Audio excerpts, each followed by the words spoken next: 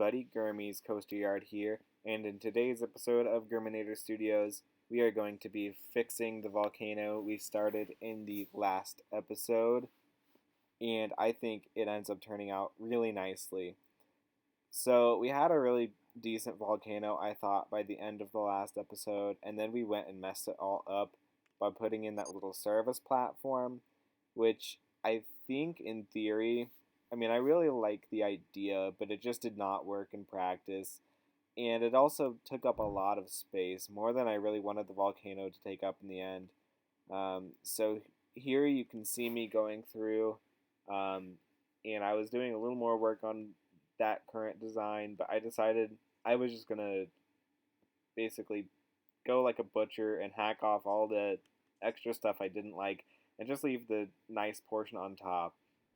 Then I went through with, I call it the zipper tool. It basically takes the terrain tiles of different elevations and matches them together, as you can see here, like a zipper.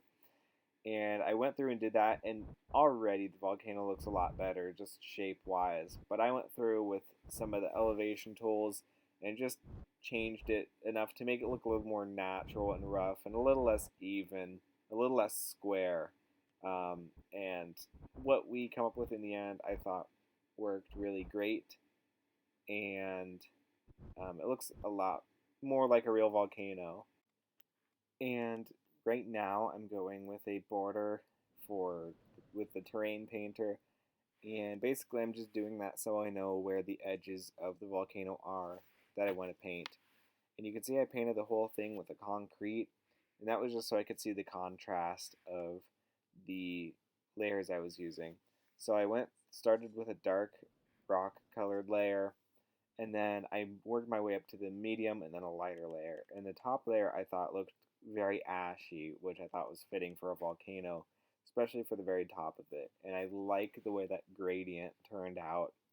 And I think it worked a little better than the checkerboard sort of thing we did in the last episode, which certainly is a great technique for terrain painting, especially combining textures. But how this worked, I thought turned out well. And there you can see I turned on the topographical lines, which is a setting in the menu. I don't know what you want to call that, but that's a setting you can turn on. And I did that so I could get the mist sprayers all at the same level. And here you can see me putting smoke on the top. I experimented with fire, but that was really just for my own curiosity. Um, I don't have any intention of this thing spewing fire until we do the fireworks show, but that'll be a long time away from now. And all that turned out pretty nicely. And here you can see I put concrete along the base of it, and I'm going to go through and put some walls. Eventually I'll change these to the bamboo walls, but I wanted to do this to hide the very base of the volcano so it doesn't look like it just ends at that weird edge. And before I continue with that, I want to point out here I'm making the little entrance to show that this is like a building with an interior that could be serviced and not an actual volcano. And that's just a little behind the scenes type thing.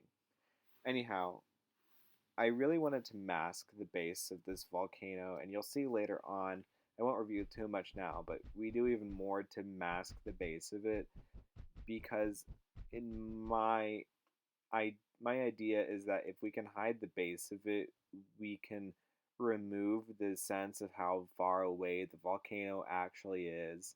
And part of the reason I included those misters to look like clouds, it's that same concept of if it's basically using forced perspective to try and make the volcano look farther away than it is, which in turn creates the illusion that it is bigger than it actually is.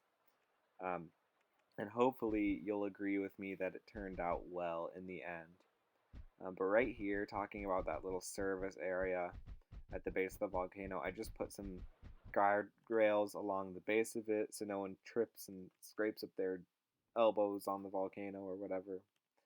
Pretty straightforward. And here, so I know I want to include some sort of dark ride or something along those lines in this area I pointed out. In a previous episode, I talked about using the area to the right of the volcano, and I may still use that for a ride, but I realized we have this huge open behind the scenes area right here. Certainly we could fill it with service type buildings, but I think a show building would work great in that spot. There's certainly enough space for it. So I was experimenting with the monster truck ride because that one you can get steeper hills and you can get those bumpy road pieces that you see me placing now. Um, and if we wanted to create something similar to like the dinosaur ride at Animal Kingdom, I think this would be probably the best fit for just a tracked dark ride type um, ride within Roller Coaster Tycoon 3. But the tracked rides I feel are very limiting, and they really rely on what you use for scenery to make anything decent with them. On top of that, the monster truck ride only allows 2 people per vehicle, and you cannot make trains, and I don't like that in terms of a capacity perspective. So the next thing I looked at was a water coaster, and honestly, I think this works better. My idea here was it would be something similar to the Jurassic Park River Adventure or the log ride, which we used in a showcase in a previous episode where we started the Dinosaur Land.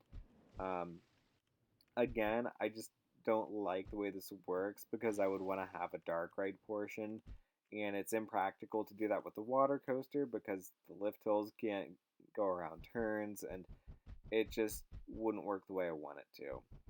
So I'm curious what your thoughts are, and I definitely want to hear your comments below or read your comments below on what you think might work as a feasible ride.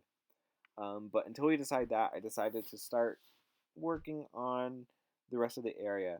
Uh, the scenery here may or may not be final, but I wanted to place those dinosaurs to get an idea of just how much space I wanted between the base of the volcano and the path.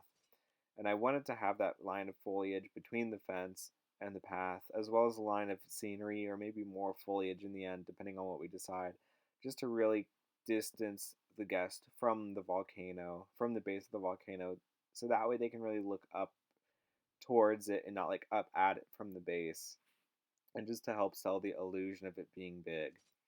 And here I started with the rest of the paths, and I'm pretty happy or satisfied with what I came up with here for this area. I think I'm going to leave it, but basically we have a small little circular hub area, if you will, and a larger semicircle that goes around it.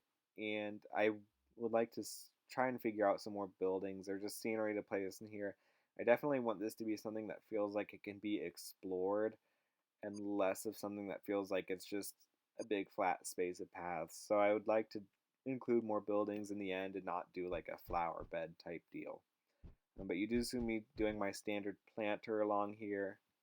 Um, and you'll see me place some more of the hedges too in a little bit. Um, but a lot of this stuff is just placeholder for now. I I really am not entirely sure how I want to approach this section, and I'm kind of winging it to be honest.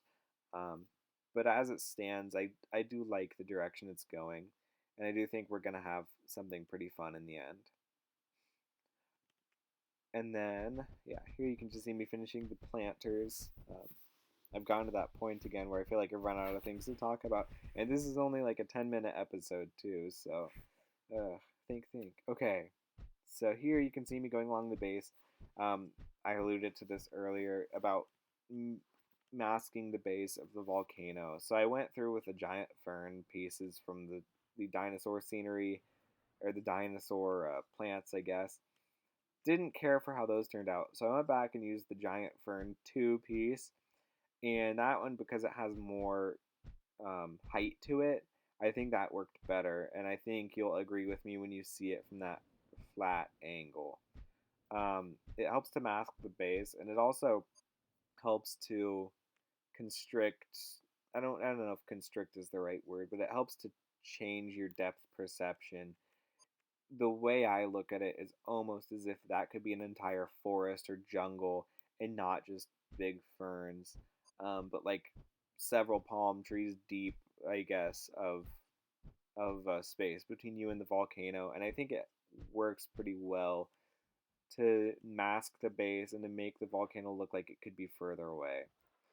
Now, obviously, I think the biggest downside to forced perspective is a guest's ability to move, because the moment you move and see how something, like how the parallax changes of an object against the background of the sky or other things that may be in the foreground, you realize pretty quickly that the size or the size is really just an illusion. Um, but from still angles, I think the volcano looks pretty well. And here you can see a picture of the final product. And with that being said, everybody, this is the end of the episode. I'm not going to post on Monday because of the busy weekend.